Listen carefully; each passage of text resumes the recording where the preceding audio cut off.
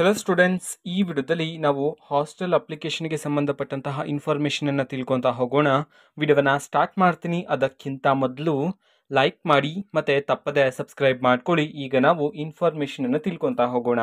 ಈಗ post matric hostel ಅಪ್ಲಿಕೇಶನ್ಗೆ ಸಂಬಂಧಪಟ್ಟಂತಹ ಇನ್ಫಾರ್ಮೇಷನನ್ನು ತಿಳ್ಕೊಳೋದಾದರೆ, ಈಗ ಇಂಜಿನಿಯರಿಂಗ್ ವಿದ್ಯಾರ್ಥಿಗಳು, BSc ನರ್ಸಿಂಗ್ ವಿದ್ಯಾರ್ಥಿಗಳು, PG ಕೋರ್ಸಸ್ ಅಂತಂದರೆ MSc MCom MA ಈ ಥರ ಕೋರ್ಸನ್ನು ಮಾಡ್ತಕ್ಕಂಥ ವಿದ್ಯಾರ್ಥಿಗಳು ಮತ್ತು B.Ed ಕೋರ್ಸನ್ನು ಮಾಡ್ತಕ್ಕಂಥ ವಿದ್ಯಾರ್ಥಿಗಳು ಈಗ ಹಾಸ್ಟೆಲ್ಗಳಿಗೆ ಅರ್ಜಿ ಪ್ರಾರಂಭ ಆಗಿರ್ತಕ್ಕಂಥದ್ದು. ಈಗ ನೀವು ಹಾಸ್ಟೆಲ್ಗೆ ಅಪ್ಲಿಕೇಶನ್ ಹಾಕಬೇಕು ಅಂತಿದ್ರೆ ಅಪ್ಲಿಕೇಶನನ್ನು ಹಾಕೋಬೋದಾಗಿರುತ್ತೆ. ಈಗಾಗಲೇ ಅಪ್ಲಿಕೇಶನ್ ಸ್ಟಾರ್ಟ್ ಆಗಿರ್ತಕ್ಕಂಥದ್ದು. ಸೊ ಯಾವ ವೆಬ್ಸೈಟ್ನ ಮುಖಾಂತರ ನೀವು ಅಪ್ಲಿಕೇಶನನ್ನು ಹಾಕ್ಕೋಬೋದು ಇದನ್ನು ನಾವು ತಿಳ್ಕೊಳೋದಾದರೆ shp.karnataka.gov.in, ಮತ್ತೊಮ್ಮೆ ಹೇಳ್ತೀನಿ, shp.karnataka.gov.in ಈ ಒಂದು ವೆಬ್ಸೈಟ್ನ ಮುಖಾಂತರ ನೀವು ಅಪ್ಲಿಕೇಶನ್ ಹಾಕೋಬೋದಾಗಿರುತ್ತೆ ಹಾಸ್ಟೆಲ್ಗಳಿಗೆ ಸಂಬಂಧಪಟ್ಟಂತೆ, ಪೋಸ್ಟ್ ಮೆಟ್ರಿಕ್ ಹಾಸ್ಟೆಲ್ಗಳಿಗೆ.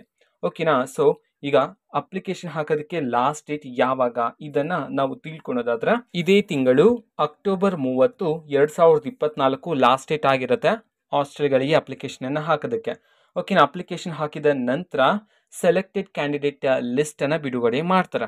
ಓಕೆನಾ? ಆ ಒಂದು ಲಿಸ್ಟನ್ನು ಯಾವಾಗ ಬಿಡುಗಡೆ ಮಾಡ್ತಾರೆ ಅಂತಂದರೆ ನವೆಂಬರ್ 8, 2024. ಓಕೆನಾ? ಆ ಒಂದು ಲಿಸ್ಟನ್ನು ಬಿಡುಗಡೆ ಮಾಡಿರ್ತಾರೆ.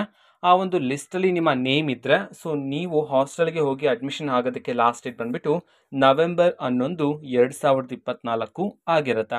ಓಕೆನಾ? ಇದು ಹಾಸ್ಟೆಲ್ಗೆ ಸಂಬಂಧಪಟ್ಟಂತಹ ಮಾಹಿತಿ.